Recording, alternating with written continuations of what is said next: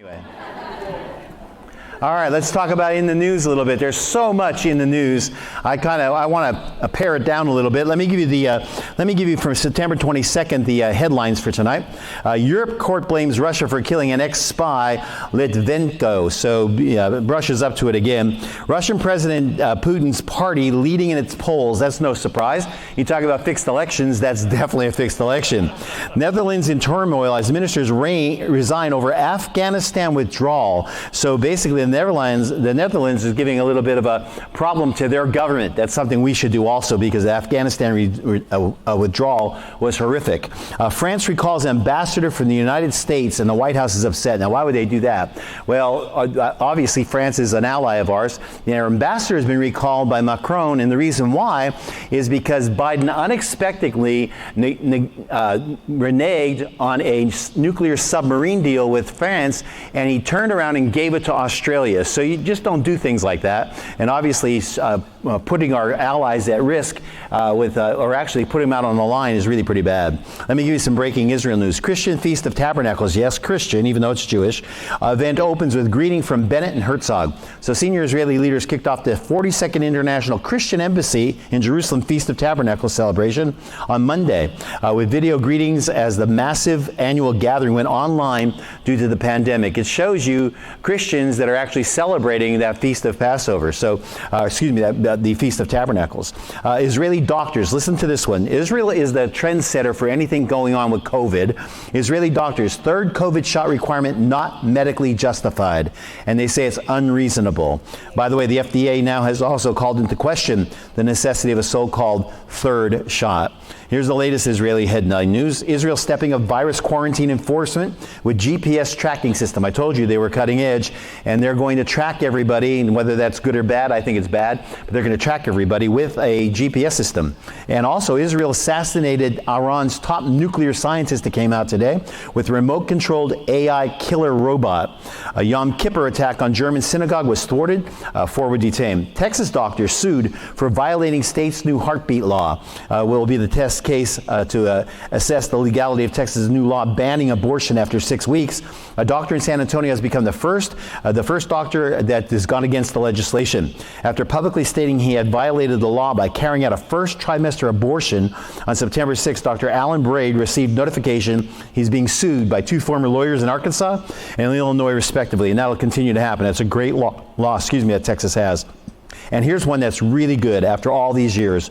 Roe versus Wade is in the balance. Supreme Court sets a date for arguments on the Mississippi abortion law. That could be a trendsetter.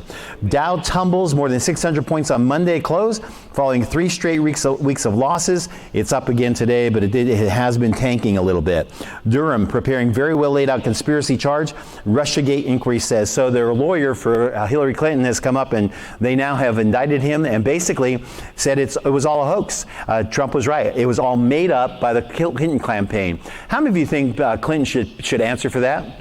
I definitely think that. That was 4 years that were wasted with all of our tax money on a lie that they perpetrated.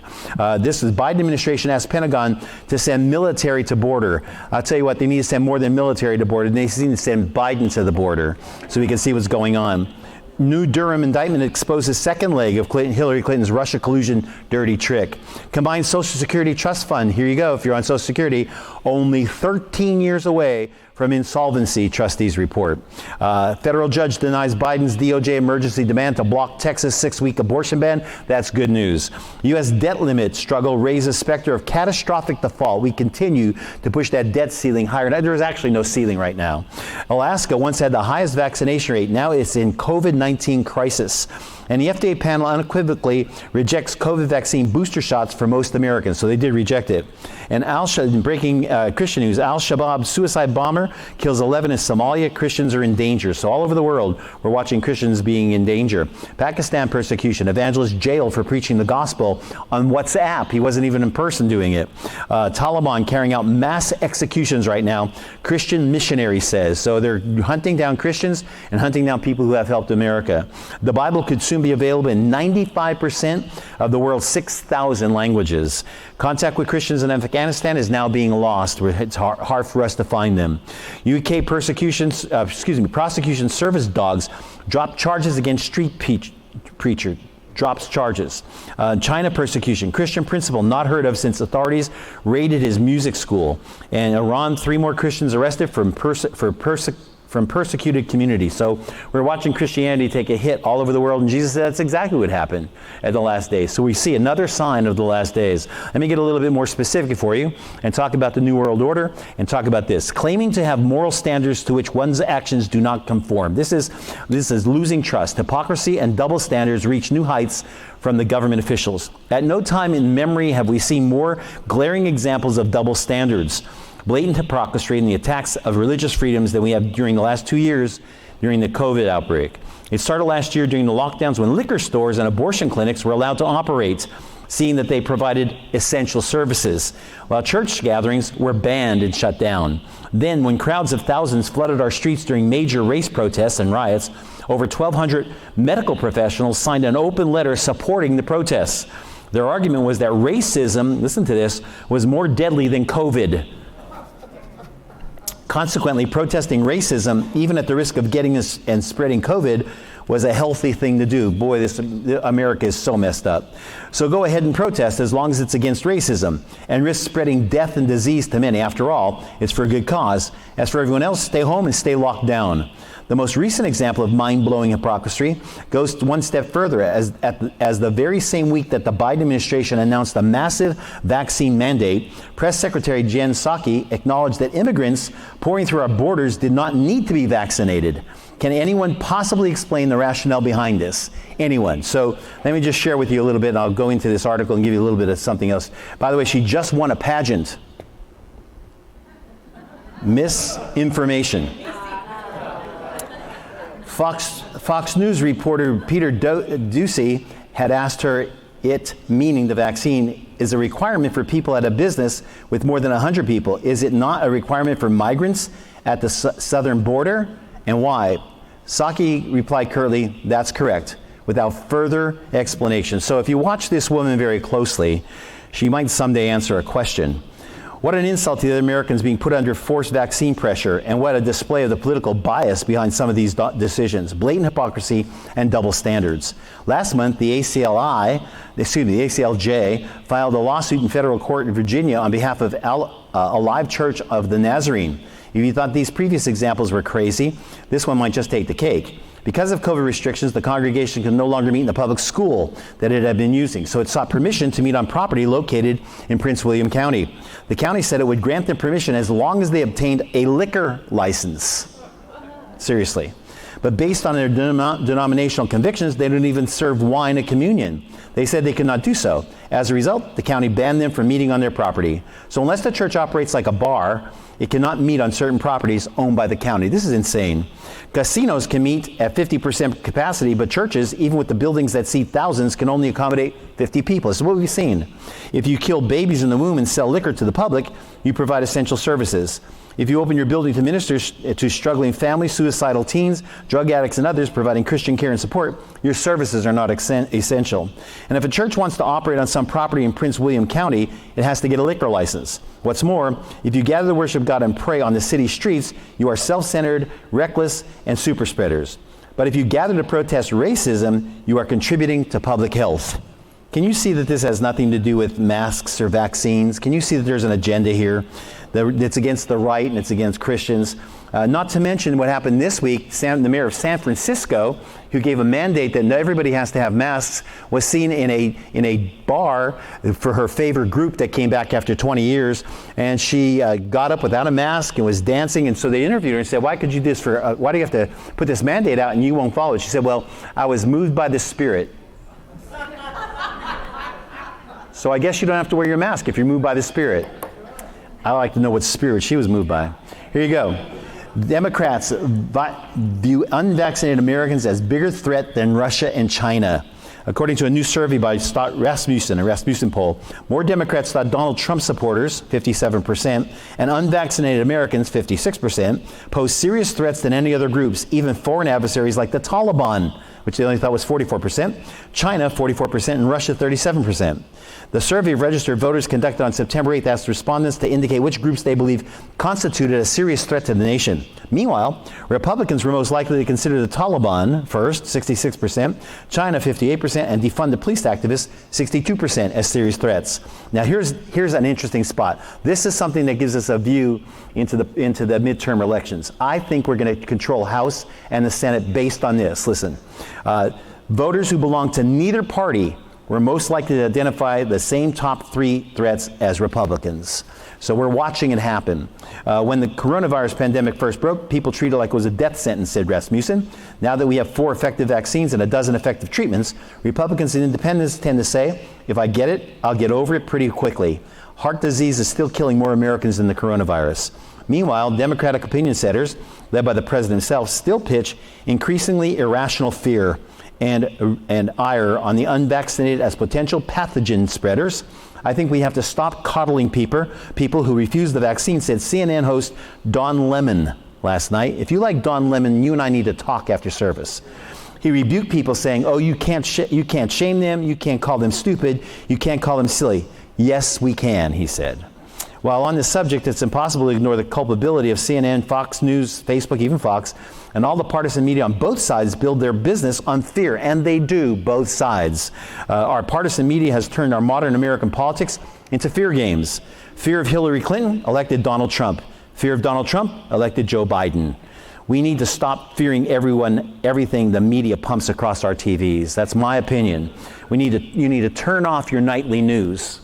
You get enough of it. You don't need a whole lot. I'll give you what you need. I'm not saying I'll give you everything, but you need to turn it off because some people just get depressed, and you shouldn't be acting on fear in your life. This is a great time for you to act on faith and not fear. I'll give you all the news in 2 words, by the way. Here it is. It's bad. I'll give you the solution. 4 words. Jesus is coming back. Proposal put forth by the UK to transform the G7 into the D10. I'm not going to read you this. I'm going to tell you how monumental this is in our Revelation study. So, announcement surfaced on Friday that the United Kingdom has proposed a plan to transform the G7, 7 nations, that's Canada, France, Germany, Italy, Japan, United Kingdom, United States, to 10 nations. Does that ring a bell anywhere?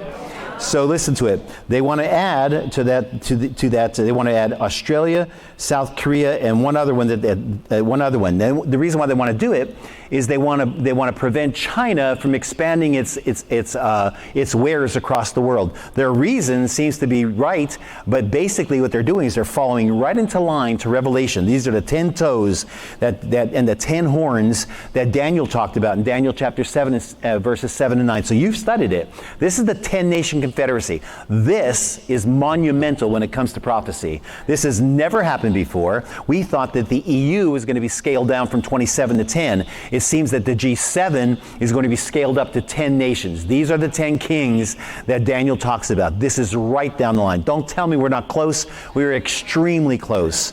All right, let me give you another thing. Most people stay away from these things, but I'm going to hit you with it. Hebrew year. We're in the Hebrew year 5782, and it has a prophetic meaning. You know as well as I do that all the numbers in Hebrew, all the letters in Hebrew, and all the letters have a number on it, and all the numbers have a significance. The number 5782 may not appear to carry any specific meaning to our Western mindsets. However, in Hebrew, any number correlating with each own Hebrew letters, which in turn carry with themselves a range of meanings. Does the meaning of the year 5782 carry prophetic insights into the year ahead? According to the Jewish way of reckoning time, we are in the decade of the 5780s, symbolized by the Hebrew letter Pei, P-E-Y. The number 80 is Pei. The letter Pei symbolizes an open mouth, and it has to do with words or our language. The number 2 in 5782 correlates to the second letter of the Hebrew alphabet, known as Bet. The Bible begins with the letter Bet, and the rabbis have noticed that as you read the Bible in Hebrew, from right to left, it appears that all of the scriptures come out of what appears like the open mouth of this first letter, Bet. Interestingly, the Jewish sages have concluded that God used the letter Bet to create the world, and that entire creation came out of this one letter. Now, what does that mean? Listen. While this idea may seem foreign to us as New Testament believers, it begins to make sense as we understand what this second letter of the alphabet points us to, the second person of the Godhead, the Son of God. The letter bet is used in the word ben, meaning son. And according to John, the Son was there with God. In the beginning, all things were made through him and by him. Without him, not was anything was made. It seems that the rabbis aren't too far off when they say that all things were made through the letter bet, through the Son. Applying what we've learned so far, we see that the year 5782 speaks of our conversation and the Son of God. What we keep talking about ultimately reflects the contents of our hearts. Jesus said, out of the abundance of the heart, the mouth speaks. That's Matthew 12. Some Christians are currently spending most of their time talking and thinking about COVID. We really, really, really need to hear this tonight. Christians are becoming increasingly divided by conflicting COVID narratives, and behind it all lies an increasing level of fear that's affecting many hearts. 5782 teaches us that God wants our conversation to be dominated by faith instead of fear, by Jesus rather than COVID. But to be able to change the words that we're speaking, we must first change what is filling our hearts and our minds. Goes right along with the last article. If you're among those whose heart has been affected by fear in the last year, I would encourage you to take time away from the sources of fear in your life, for example, secular news media and social media. Furthermore, this particular Jewish year also marks the beginning of what is known as Shemitah year, a sabbatical year of letting agricultural land lie fallow. That's in Leviticus 25. Rabbis call Shemitah year as a year of faith, as farmers who choose to rest their land for an entire year depend on God for their provisions. And indeed, many Israelis do that even now. Farmers can testify of God's miraculous provision in past Shemitah years. Now, some still do today. I'm not going to give you the examples, but they're still doing that today, and they're still seeing increases. Right after it's over, they see abundant rains, and their crops go wild. Applying Shemitah. The rabbis don't believe that the Shemitah regulations apply to non-Jews like us. However, the principle of faith in God and obedience to him applies to all of us, especially at this time in history. Almost every global financial upheaval of the past century has been connected to Shemitah cycles. Especially noteworthy is the Great Depression of 1930 and 31, stock market crashes of 2000, 2001, and the 2008, 2009 that all occurred during Shemitah years. Could the year ahead feature further economic turmoil? If there is trouble ahead, then a very natural human approach is to respond in fear and try to protect ourselves. What will we do? Yet the Shemitah teaches us a different lesson. It teaches us to simply trust God, follow his commands, and as we do, God himself will take care of all our needs. Listen, I think that that's exactly what we need to do. I think we have to understand that all of this, everything, whether the economy goes down, whether COVID starts to come up again, whether there's another pandemic, it all boils down to who are you going to trust? We've got to trust Jesus. We got to stop talking fear. I hear people all the time talking about, well, I don't know if I get it, and so many people have died. People die. They die from lots of things. People die in car accidents. You don't fear every time you get in your car, even though 40,000 people die on the roads every year. You don't fear, and you don't talk about it all the time. So we need just to understand life happens. Death happens. Continue to trust God. Amen? I need more amens than that. Amen. That's what I needed. All right, here you go. Let's talk a little bit about economy. And again, the news will make you fear if you let it. I'm giving you the news not to fear. I'm giving you the news so you understand what's going on, and we can trust God above the news. So here's what it says. 7 possible causes of the next financial crisis. Again, let me footnote. It's coming, but you still don't have to fear it. Don't listen to this news and saying, oh my, what am I going to do? That's the wrong way to listen to this news. The way to listen to this news is saying that God has it all in control. Things are getting bad, but God's going to win. Somebody say amen. Here you go. In every decade since his classic manias, panics, and crashes of 1978, such crises have indeed continued to erupt in their turn in the 1980s, 1990s, 2000s, 2010s, and again 2020. What could cause the next crisis in this long recurring series? Number 1, let me give you 7 possibilities. What nobody sees coming. Janet Yellen said this a couple of years ago. She said, if we're going to have a crisis in the economy, I don't see it coming. It's not going to happen in our lifetimes. But it came. So the first thing is nobody sees it coming. And that's where we're at tonight. Nobody's seeing it coming. I may be telling you this, but everybody else is telling you just relax, everything's going to be fine. They're not seeing it coming. The next financial crisis could be the same. May we take another blindside hit for a big financial sack. Number 2, purely malicious macro hack of the financial system. That could happen. We are watching our systems get state-sponsored hackers going into secure systems, ransomware. We can see our financial system collapse if something like that happens. To cripple the United States by bringing down our amazingly complex and totally computer-dependent financial information system. Number 3, all the central banks get it wrong altogether. Every single one of them get it wrong, and they do it together. They're a block. We know that the major central banks operate as a tight international club. There is no question that the principal central banks have altogether managed to create a gigantic global asset price inflation. That's their problem. Suppose they have also managed to set off a disastrous runaway general price inflation, which they can do. 4, a housing collapse again. That housing market is not going to stay high forever. It is ridiculous what's happening in the housing market. None of the houses that are selling for the prices they're selling right now, none are worth it. None. And so the banks are going along with it because they have to do assessments of those houses. But those houses are getting tremendous amount. You know why they can get them? Because they do a survey anytime someone sells one of all the other houses selling around that same neighborhood. So if every one of them are going up, and they're going to say, well, you can get that because this one gets that, this one gets the same thing. That doesn't mean that house is worth it. So the ones that are buying houses at ridiculous prices right now may be caught with a mortgage that they can't pay when those housing prices come down and they can't afford to sell their house. So an electricity system failure along with the other one. Imagine a failure resulting from an attack maliciously carried out to bring down a national electricity system or grid, or from a huge solar flare, which we get all the time, bigger than the one that took down the electric system in Quebec in 1989. The financial system, including all forms of electronic payments, will fail. If that happens, and it certainly would be good to have some paper money on your wallet or actual gold and silver coins. Now listen, bank accounts and cryptocurrencies would not be working either. So, 6, the next pandemic. What if another pandemic comes and shuts down our economy? So there's a lot of things. 7, a major war. By far the most important financial events of all are big wars. This, of course, brings us to mind 1914, World War I. The incredible destruction included a financial panic, actually, and the war created huge, intractable financial problems, which lasted up to the numerous sovereigns' default of the 1930s, the stock market crash. What if a big war happens again in the 21st century? Would anyone be crazy enough to start a war between China and the United States? Well, we all certainly hope not, but we should remember that such a war did already occur. Most of the Korean War consisted of battles between the Chinese and the American armies.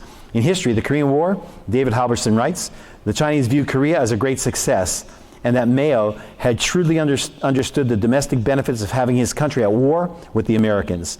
If it happened again, there's little doubt that global financial panic would ensue. Let me give you a little bit more as we go on with war and tell you this. Massive Russian war games displayed to robot tanks. I won't read it all for you, but Russia has just developed a military robot tank. There it is. This thing can fire anything that we can fire. We don't have anything like it. It can go in, it can be controlled from Moscow all the way across any place that wants to put it. And so we don't have anything like this. It's a military unit.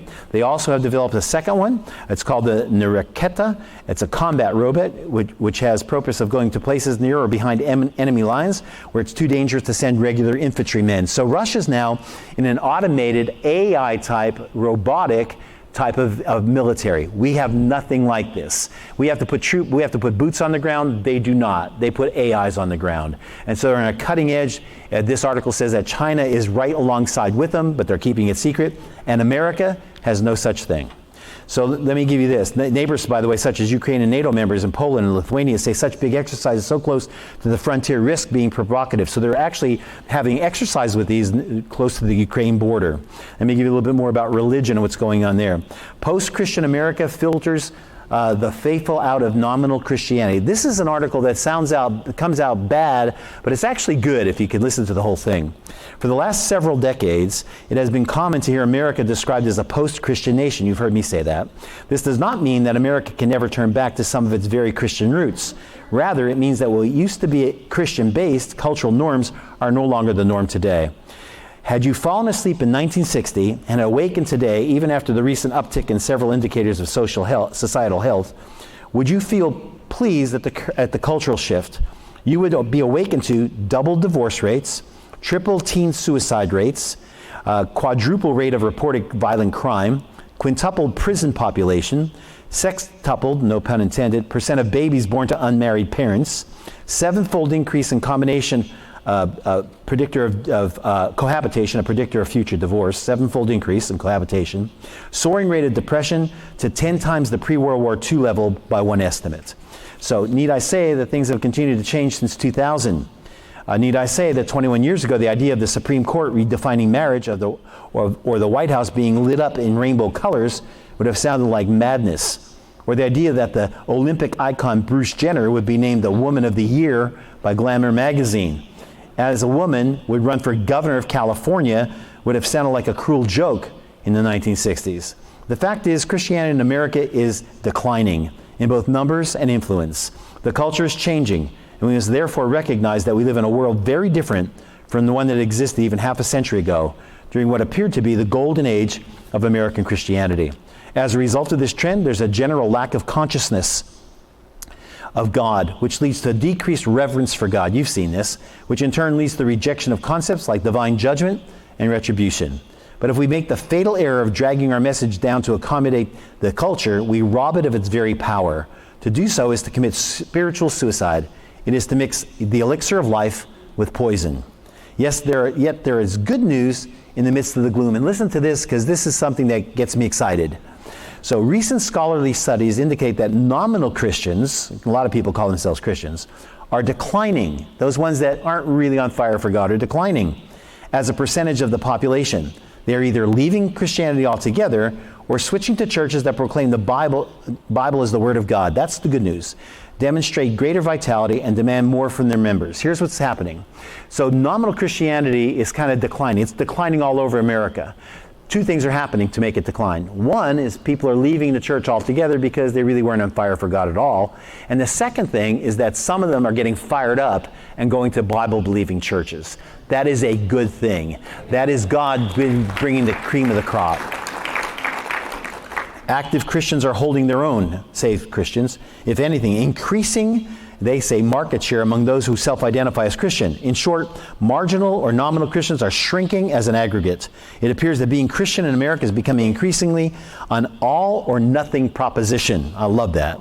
Put another way, people are looking for the real deal, for something worth living for and dying for a truly transformational message, for an uncompromised and unashamed call to devotion, for an encounter that can only come from above. So while America is rapidly becoming less and less culturally Christian, there's a rising and growing remnant that understands that to follow Jesus always was and always will be all or nothing at all. If we proclaim that and live that, America will be shaken. So that answers a question that I've had for a long, long time. We've been preaching and teaching Mark Correll Ministries, and you know it's going out all over the world and all over the United States.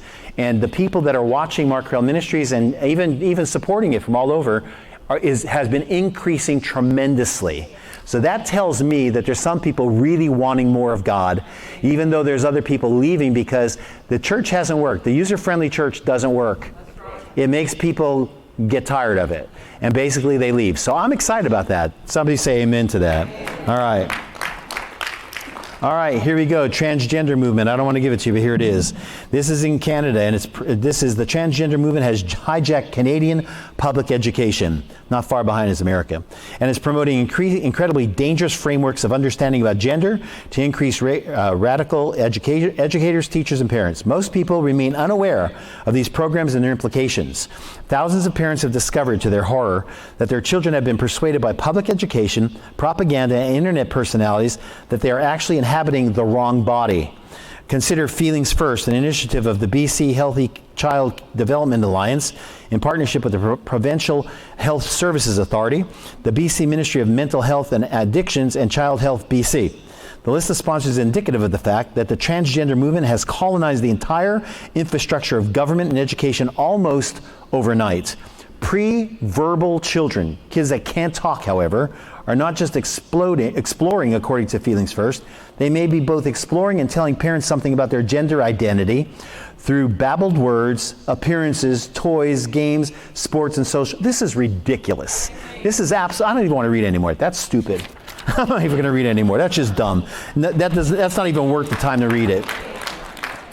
All right, let me give you this one. These are, anybody know what those are? Ladies, you shouldn't know what those are, but I'm sure you do. Those are urinals. How many of you know where they're found? Are they found in women's bathrooms? No. Are they found in men's bathrooms? No. Not anymore. Listen, it's bad enough that a middle school in Loudoun County, at least in one spot, it's bad enough that a middle school in Loudoun County, Virginia has decided to remove male and female signs in their bathrooms. But in an even more extreme nod to social insanity, this same school is removing the urinals from the boys' bathrooms. Why? It's because a number of biological females who identify as males are offended by the presence of urinals. Well, that means that's obvious they're not males. Well, so rather than point out to these females that they're not really males, otherwise they'd have no problem with urinals, obviously, the school turns the world upside down to accommodate them. This is the direct result of School Policy 8040, which states, quote, LCPS staff shall allow gender expansive, that's a new term, or transgender students to use their chosen name and gender pronouns that reflect their gender identity without any substantiating evidence, regardless of the name and gender recorded in a student's permanent educational record. So no substantiating evidence is needed, and the policy states all teachers must comply with the student wishes. In other words, impressionable students, including young children who haven't the foggiest idea about sexual and gender realities, can simply declare their new identity, and the school must change their records accordingly. And woe be to the teacher administrator who dares question this cultural madness. Appropriately enough, the policy is titled Rights of Transgender and Gender Expansive Students. Gender expansive. What does that even mean? Well, welcome to the new reality. Of course, the problem with this new reality is that it has nothing to do with reality at all. A biological boy who calls himself a girl is still a boy, and vice versa, no matter how much compassion we show to them in the midst of their gender confusion. That's why a girl cannot use a urinal, because she's not a boy. Duh. And saying this is neither hateful nor bigoted. It's simply telling the truth. But alas, we live in an age when truth has been displaced by perception, resulting in men's bathrooms or in college campuses having tampons on hand because men can menstruate. You show me a man that menstruates, I'll show you a woman. And when breastfeeding is replaced by chest feeding, lest men breastfeed their children feel offended. What planet are we living on? And when you read stories stating that when Jesse Ballard found out he was pregnant, he was shocked yet excited. Jesse, is the husband, is a biological female, impregnated by his wife, who is a biological male. And you're going to raise kids like that? That's really confusing.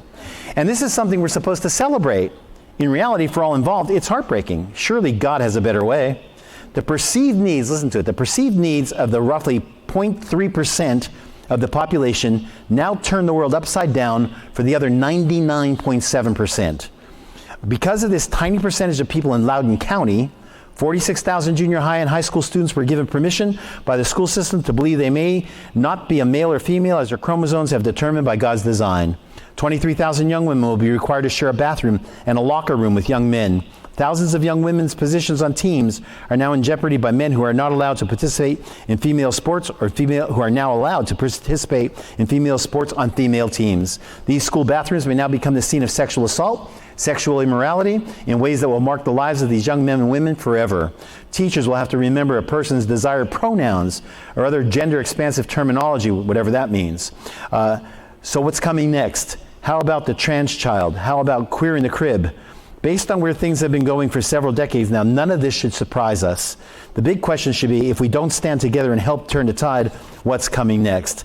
Man has created a God where they control his morality. So let me say something. If you have a child in a school and they are doing that, and it happens in Alabama, I'm not aware of anything happening there yet, but if it happens in Alabama, you would be remiss if you did not take your child out of that school. You would, I don't care how many friends they have, yank them out of that school as soon as you possibly can.